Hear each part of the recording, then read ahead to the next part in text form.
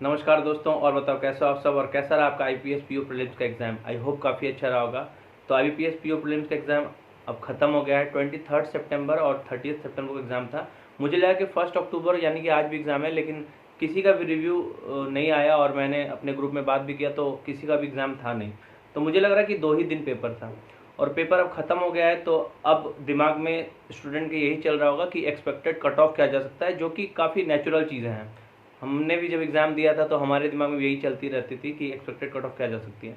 तो cut off जो है वो 2-3 फैक्टर पर डिपेंड करता है। जैसा कि आप सभी को पता है कि पिछले बार वैकेंसी कितनी थी, इस बार वैकेंसी कितना है, पेपर का लेवल पिछले बार कैसा था, इस बार पेपर का लेवल कैसा है। तो ये सारी चीज़ें हम वन बाय वन डिस्कस करेंगे। लेकिन आगे बढ़ने से पहले अगर चैनल पर नए हो तो चैनल को सब्सक्राइब करना, वीडियो अच्छा लगे तो लाइक करना, दोस्तों के साथ शेयर करना, और अगर मेरे साथ जुड़ना चाहते हो तो टेलीग्राम चैनल का लिंक डिस्क्रिप्शन में दे दिया है। काफ़ी सारे लोग जुड़े हुए हैं, मैं उनको गाइड भी करता रहता हूँ कि कैसे आगे तैयारी करनी है, तो आप जुड़ना जरूर। पिछले बार मैंने आईबीपीएस पीओ प्रीलिम्स का एक्सपेक्टेड कट ऑफ बताया था 49.5 से 51.75, और एकदम सटीक कट ऑफ बैठा था। कट ऑफ जो था वो था 49.75, जबकि मेरा भी एग्ज़ाम नहीं क्लियर हुआ था, 49.5 गया था। और इस बार भी मेरा एग्ज़ाम उतना अच्छा नहीं गया है। 23 सितंबर को सेकंड शिफ्ट में मेरा एग्ज़ाम था, और क्वांट का लेवल इस बार इतना टफ था, इतना टफ कि मैं आपको बता भी नहीं सकता। पिछली बार मैंने ऑलमोस्ट 20 अटैम्प्ट किए थे क्वांट में, और इस बार मात्र 15 या 16 ही अटैम्प्ट किया है। और भी मैंने लोगों से बात की है, तो 23 सितंबर का सेकेंड शिफ्ट का क्वांट में सबको दिक्कत हुई। 12, 15, 17, 18 ऐसे अटैम्प्ट है, और भी कुछ शिफ्ट थी जिसके क्वांट बहुत टफ थे। तो इस बार क्वांट का लेवल जो है आईबीपीएस पीओ ने अप रखा है पिछले बार से। किसी शिफ्ट में बहुत ज़्यादा अप है, किसी में थोड़ा सा कम है। तो आप देखेंगे कि जिसका भी 23 को सेकंड शिफ्ट में पेपर था उसके क्वांट में मार्क्स बढ़ने वाले हैं, अगर एक्यूरेसी सही है तो नॉर्मलाइजेशन में, ये आप देखेंगे ज़रूर। तो सबसे पहले बात करूं मैं पेपर का लेवल का, तो पेपर का लेवल पिछले साल के कंपैरिजन में इस बार थोड़ा सा मैं अप रखूंगा, थोड़ा सा 1% भी अप हो। सारी शिफ्ट की बात नहीं कर रहा हूँ, किसी किसी शिफ्ट में तो बहुत ज़्यादा अप थी, लेकिन एवरेज अटेम्प्ट शिफ्ट लूँ तो पेपर का लेवल थोड़ा अप था। लेकिन वैकेंसी भी काफ़ी कम है, ठीक है। तो वैकेंसी क्या थी ये मैं आपको अभी दिखाता हूँ।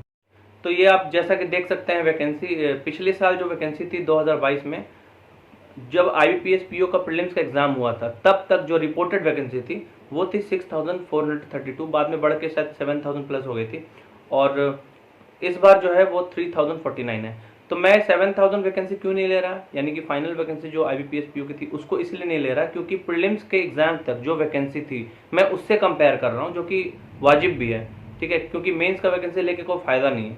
तो इस बार भी वैकेंसी बढ़ने वाली है, लेकिन अभी तक जो नॉन वैकेंसी है वो 3049 है, और काफ़ी जगह रूमर भी था कि बैंक ऑफ बड़ौदा ने ऐड किया है, तो जब ऐड करेंगे तब देखेंगे। लेकिन अभी जो वैकेंसी है 3049 है, और पिछले साल जो वैकेंसी थी till IBPS PO prelims exam वो थी 6432।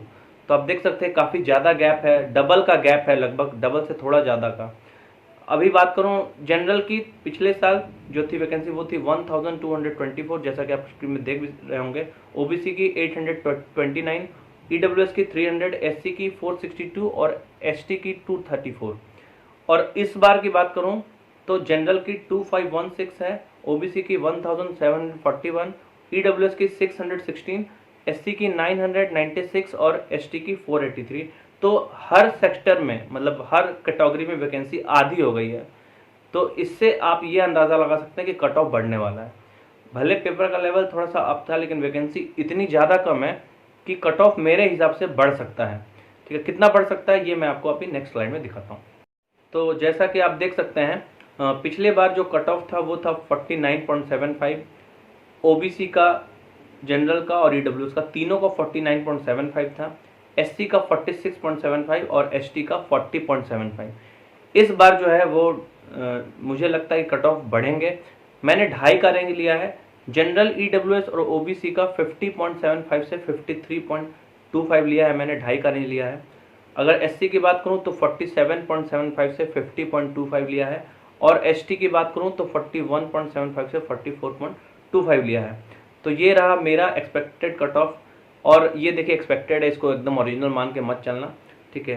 तो अभी अगर आपके मार्क्स, या अगर आपने अटेम्प्ट 55 भी किया है विथ एक्यूरेसी, अगर आप जनरल, ईडब्ल्यूएस, ओबीसी से हैं और अगर आपने 55 अटेम्प्ट किया है विथ 100% एक्यूरेसी, तो आपके भी चांसेस है कि आपका सिलेक्शन हो सकता है। इसीलिए ऐसा मत सोचना कि इतना कट ऑफ है तो मतलब मेरी अटेम्प्ट इतने कम है तो कैसे होगा। तो इसीलिए मैं बोल रहा हूँ कि अगर आपने 55 प्लस अटेम्प्ट किया है, एक्यूरेसी बहुत अच्छी है आपकी, तो आप मेंस की तैयारी जरूर कीजिए। मैं तो आपको यही बोलूँगा, मेरा पेपर तो उतना अच्छा हुआ नहीं क्योंकि मैं प्रैक्टिस भी नहीं किया था मैंने, क्योंकि मैं JIB और का एग्ज़ाम मैंने क्लियर किया था, अभी CIB की तैयारी में लगा हूँ, तो मुझे टाइम बिल्कुल नहीं मिला। मैंने रिव्यू देने के लिए बस एग्ज़ाम दिया था। मैंने जो अटैम्प्ट किया था वो क्वांट में 16 अटैम्प्ट किया था, इंग्लिश में 25 और रीजनिंग में शायद 17 या 18 थे। मतलब पेपर मेरा अच्छा नहीं गया, मुझे ये पता है कि मेरा तो बिल्कुल नहीं होगा, लेकिन ठीक है, मुझे तो इधर से मतलब मैं अभी इंडियन बैंक में हेड कैशियर पोस्टेड हूँ, तो यहाँ से भी मैं प्रमोशन लेके अगले एग्जाम में मतलब ऑफिसर बन सकता हूँ नेक्स्ट ईयर, चांसेस है ये। तो बस यही था मेरा एक्सपेक्टेड कट ऑफ। अगर अच्छा लगा हो तो ज़रूर वीडियो को लाइक करना, दोस्तों के साथ शेयर करना और मेरे साथ जुड़ना जरूर टेलीग्राम चैनल पे। तो इस वीडियो को यहीं तक रखते हैं, मिलते हैं फिर नेक्स्ट वीडियो में। वीडियो देखने का आपका बहुत बहुत धन्यवाद।